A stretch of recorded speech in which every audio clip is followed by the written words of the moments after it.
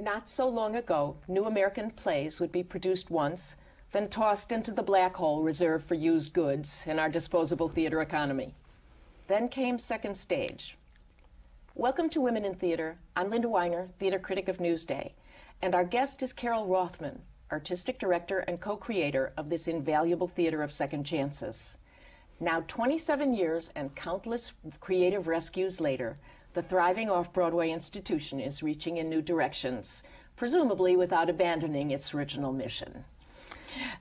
I worry about your original mission. Shall we talk about the changing direction? Sure. You know, I mean, the thing about when we first started the theater, there weren't any other theaters doing plays for a second time or a third time, and things were just being tossed aside. So it was like a little niche that we kind of fit into. But what happens is then other people start to say, oh, that's a good idea, maybe we should do that. Yeah. And then people take your original mission and you figure, I better change with the times.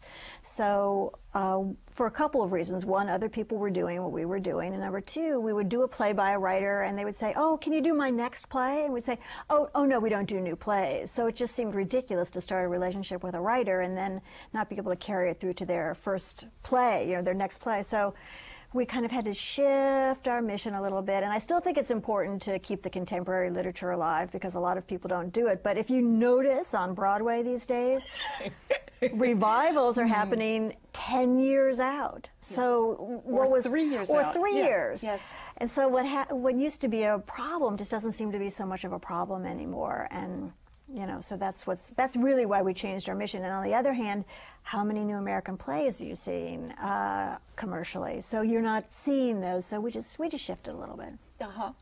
You know, that happens. Yeah. You're not going to change the name. No, but our board sure has asked us to. Oh. Yeah, Second Stage. What does that mean? Why would you use second? Yeah. We decided How about on first and second? Well, that's what that's a possibility. Never mind. Yeah. Never mind. Can I congratulate you on your new commission grant? Oh, okay. Thank you. We're taping now in November of 2006, and just this last week, your theater announced that Time Warner had given you this big pot of money to commission 10 playwrights. How did this happen? Well, again, you know, you're always kind of thinking, what does the theater need? I'm a nonprofit theater, so I don't have to worry as much about making money, although I do. And I just, again, saw kind of a need.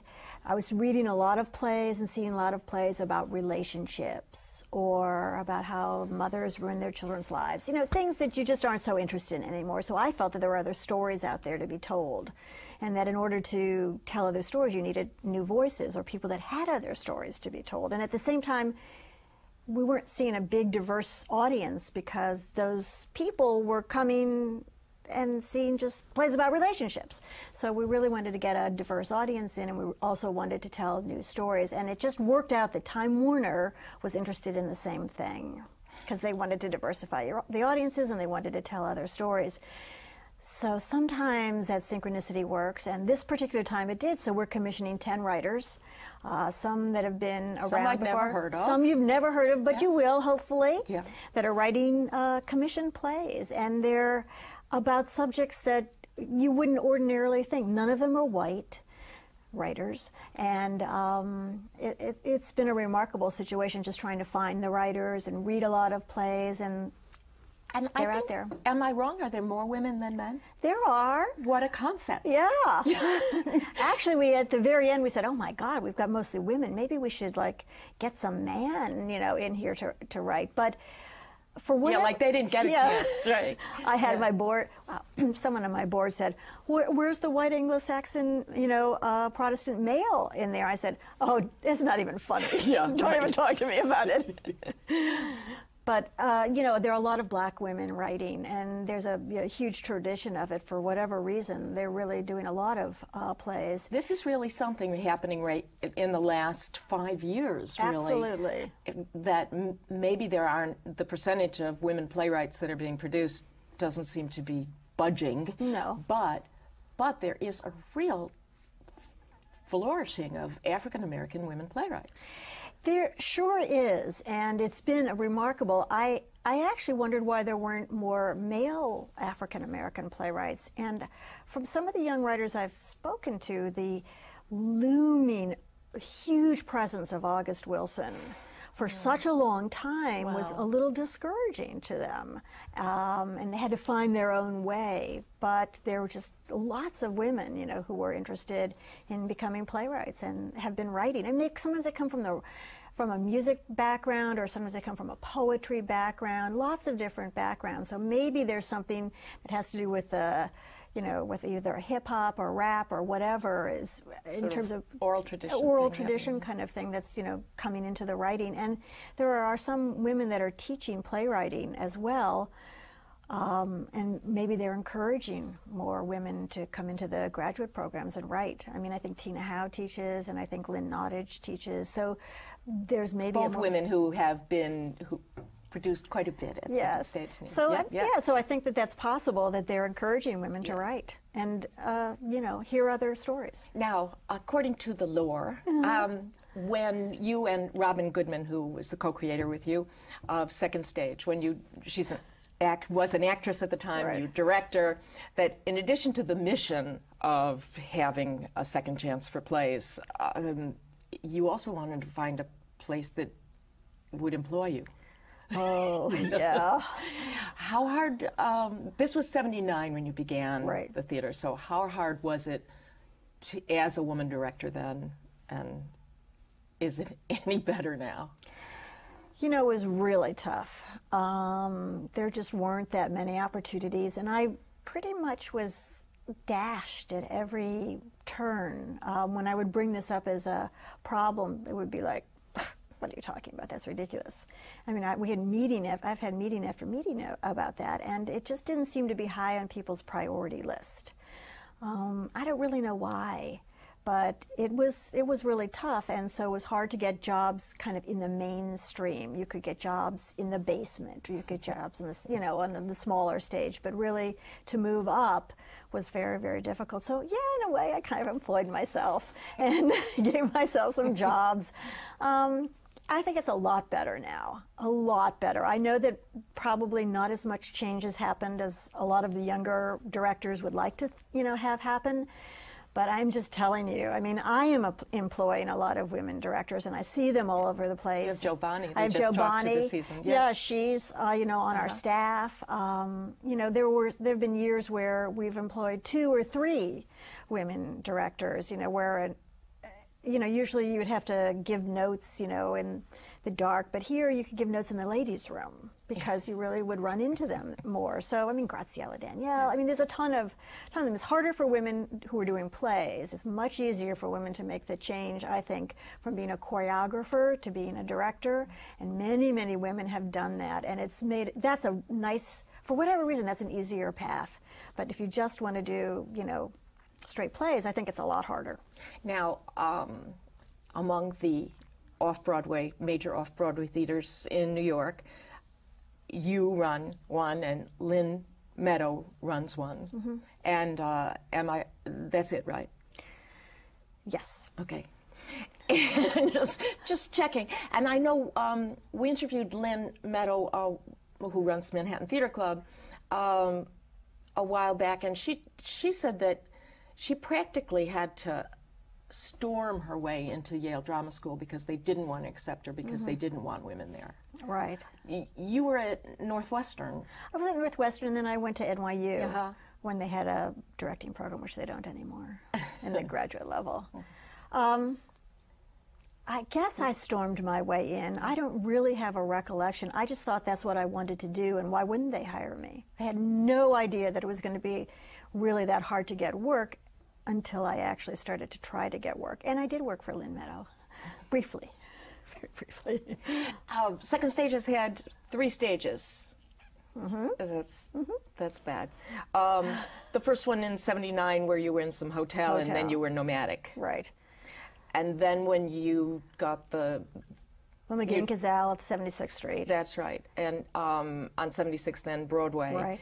above the promenade. Which we still have. Now, that's my question, because so many of the commercial off-Broadway theaters are gone, including the promenade. Right, yeah. That I was wondering whether your theater's still there. Right, I think they're putting a Sephora into where the promenade was. Well, so there we can like kind of do our makeup at the same so time. happy. Yes, That's a need. And then 99, we moved to 43rd. made this big move to a former bank building in this very beautiful theater on 43rd Street and 8th. How different is it for you to be really almost a Broadway theater because of your location? How different is that from being an Upper West Side place? So different, Linda. Yeah. So different. I mean, we're right in the heart of things. We're just in the thick of it. And we get other plays that we wouldn't have ordinarily gotten because we have 300 seats and it's a beautiful theater and people want to work there. And when you can create your own theater, you can make it so that there's wing space and fly space and all kinds of things that you don't have, well, that we didn't have before. So, you know, I think it's made a huge difference to us because the plays that can fit into our theater can also fit into Broadway theaters. So like when we moved Spelling Bee or we moved Little Dog Laughed, the set didn't have to be redesigned. Literally, the set from Second Stage is the set on Broadway now for the Little Dog Laughed.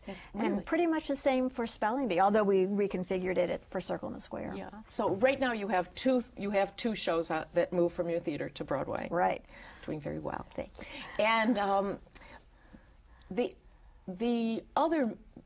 a number of other major nonprofit theaters also have Broadway houses. Right.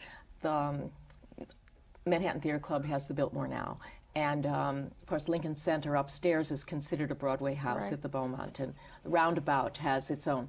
And what I'm wondering is, since you're, in many ways, competing with the same talent, having much, you know, some of the same interests, that is there a disadvantage there that you're that you're an off-Broadway theater on a smaller contract and you're not Tony Award eligible there? So do you feel like do you want I think I'm asking you, do you want a Broadway house? For all those reasons, yes. For other reasons, no, because I think you have to change your programming when you move to a Broadway house. I mean, you can't really be as adventurous, or I haven't seen the people that do Broadway shows be as adventurous, and you can't take as many risks probably. And I think even Manhattan Theater Club is finding it difficult to do new plays on Broadway. Roundabout pretty consistently does revivals, and Lincoln Center pretty consistently does revivals, although certainly Coast of Utopia, you know, is not, but it was done originally in London. So how many plays can you actually originate on Broadway? And I don't think there are that many. It's a different kind of pressure. It's a different kind of pressure. You've got to sell so many more tickets.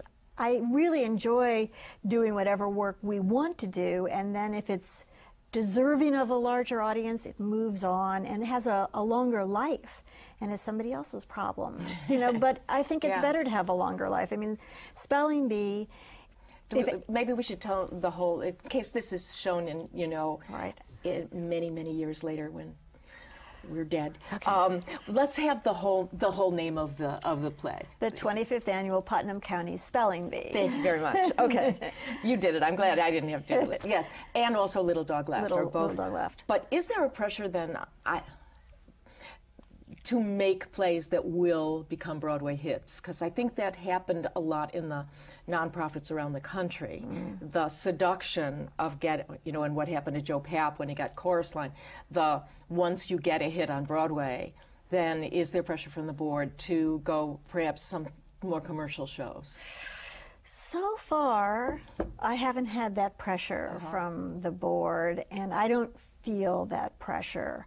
You can imagine it, though. I can certainly imagine it. I think that, but financially, I mean, this is like an arcane piece of information and probably no one will care about it.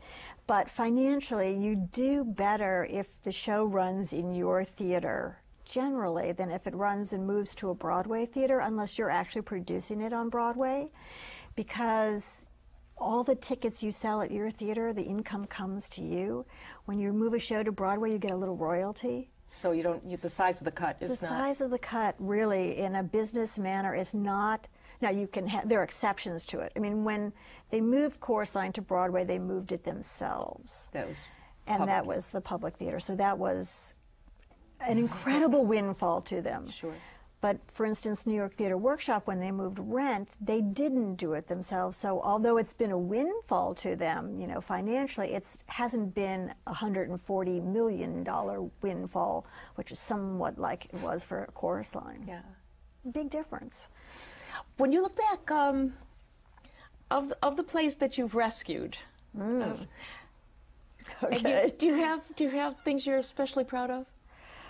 Oh, the plays. Well, I guess I'm pretty proud of Jar the Floor.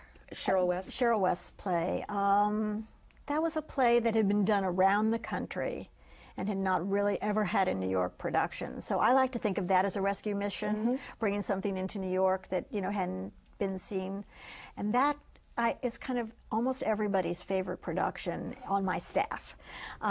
There are other plays that have been like that too, that have just gotten lost and then brought back. I was really happy with our production of Soldiers play that we did this past year, a year ago. I was, you know, pleased with doing Stephen Sondheim's Saturday Night. Right. That was a play. His early musical had never been done. Never been done. Yeah. You know, so I consider that a big rescue. You know, I think that there have been, I don't want to take total credit for it, but when we did Lemon Sky, Lanford Wilson's play, I think it kind of brought him back into the public arena, and he started writing new plays after that. So I think Lanford is like a truly wonderful writer, and he wasn't doing as much writing, so we did Lemon Sky, we did Serenading Louis, and then he started to write other plays. So, you know, it's Lanford who did the writing. But I think that by having, if you know that there's somebody out there who wants you to keep doing it, right? That's gratifying. You know, when you can kind of revitalize a career. I don't take any credit for Edward Albee, but I was happy that we did Tiny Alice. Was yum. You know, no one else was going to do Tiny Alice. We did Tiny Alice, and then, you know, there've been a lot of other, you know, Edward Albee plays. And of course, you've been doing new plays almost since the very start. Sure. And for example, Linda Berry's musical, Good Times Are Killing Me. That was great. I'm thinking about the ones that you did Film Society. Yes, but it had been done at the Taper. So it had been done at the Taper, but it was the New York debut. Right. What I was you know what? I don't know if it was the Taper. Could it have been? That's maybe okay, wherever. California. But my question, I started to have this thought: why doesn't Second Stage have a season of second stages for second stage premieres? Shall I start that again? What about all the plays that you gave the first production of that I love, that I'd love to see again sometime? Do you ever think about reviving your own premieres? We do. I mean, I would do How I Got That Story. Yes. I mean, because nobody really does that anymore. Right. I would do The Good Times Are Killing Me. I'd probably do Jar the Floor again because I think it has a huge audience. There are several others like that that I'd love to do again.